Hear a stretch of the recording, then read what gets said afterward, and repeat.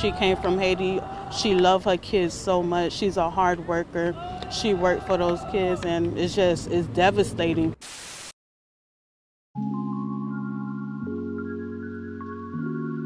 Gunfire in Florida City just after 4 this morning.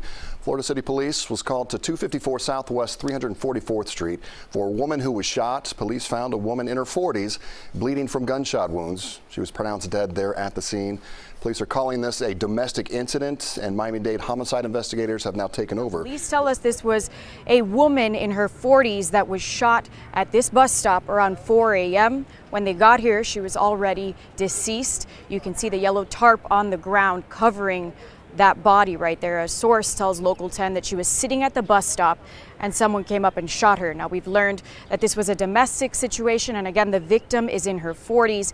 And this is a very large scene. It spans several blocks. This is just one piece of it. We did see another piece of the scene a few blocks down where police were investigating a car, and there was another CSI van there. There's two here. Again, this is on 344th Street Southwest and Southwest 3rd Avenue. Now, we're working to get more information, but again, there's just one victim involved here. A domestic situation, so we're working to get you more answers. Also developing at this hour, the search is on for the gunman who shot and killed a woman at a bus stop in Florida City. The victim's family telling us it was her own son who pulled that trigger, and Local 10's Annalise Garcia is live at that scene with these really shocking details. Annalise. And this scene is still very much active. You can see investigators are still hard at work out here. The medical examiner's van just got here, and you can still see that the body is there with a yellow tarp over it. Now, family of the victim is here on scene, and we've been learning more about who she was from them. The news is too much for us right now. Emotional screams and reaction of the family and friends of the victim of a fatal shooting in Florida City Tuesday. Larita is my cousin. She's a strong woman. Family tells us this is the victim, Larita Bruno, mother to 4 kids. She came from Haiti. She loved her kids so much. She's a hard worker. She worked for those kids, and it's devastating. Miami-Dade police tells us it happened around 4 a.m. at this bus stop on Southwest 344th Street and 3rd Avenue. The victim, in her 40s, was shot to death. By the time police arrived, they say she was deceased. A source tells Local 10 Bruno was sitting at the bus stop when someone came and shot her. Family tells us she was headed to work in the Keys. There's no words that you can say, like just why? Why? This yellow tarp covering the victim's body on the ground. Family watched investigators at work all morning, waiting for answers. She loved all her family. Every time she see me, she'd be like, I love you, cuz. Miami-Dade police tells us this was a domestic situation. It don't matter if we went days, months without talking, the love was always there. Now back out live, you're taking another look here at the tarp covering that deceased victim's body. The medical examiner van just got here, and we are working to find out more as to who was responsible and if any arrests have been made. Story here from Florida City. A hard-working mother of 4 was gunned down as she waited for a bus to take her to work early this morning, and now her family says it was her son who shot her.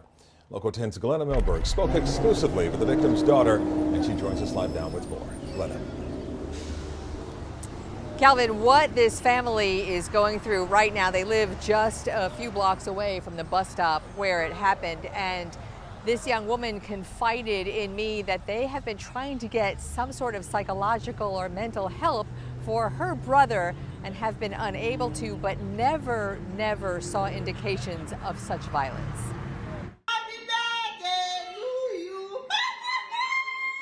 She was joyful and loving, just like this, her family says, all the time. My mom is the life of the party. And the sudden shock of grief for her sudden death today is compounded for this family because her youngest son, about to turn 21, Andrew, is the one they say shot her. Shots fired, and my stepdad is uncontrollable, and now my mom is dead. Why?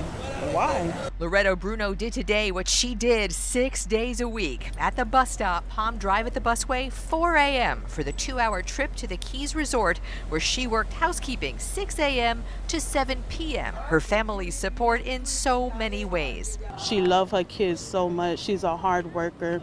She worked for those kids. The family thinks Andrew was at the bus stop too with a gun they did not know he had. They do talk of his mental roller coaster these last years and the help they tried so hard to get him. We kept asking him, did he want us to find a psychiatrist? I found therapists, I found everybody, and they were saying he didn't want to go. At the family's home a few blocks away, detectives converged to comb for evidence. Loretta's daughter Wilta points out the tree at the end of the block where she says police found her brother hiding. And they did watch as police took Andrew into custody. What he might be charged with, that is an unanswered question among many. So unfortunately, the news fails to go into details as to the motive behind the shooting. Let's go ahead and dive a bit deeper into the case. According to the arrest affidavit, Loretta and her son had been involved in a long-time dispute over inheritance money from his father, and told his mother, if you don't give me my money, you're going to see what's going to happen to you. According to Miami-Dade property records and other databases, the father died in 2011, leaving Loretta the house in which she and her son lived in. Her son, as well as 2 siblings, are listed as remainder men on the property, meaning they would inherit the property after Loretta died. He was arrested Tuesday morning and has been charged with first-degree murder and attempted first-degree murder for also allegedly shooting at the friend who dropped Loretta off at the bus stop. He is currently being held without bond by Miami-Dade Corrections.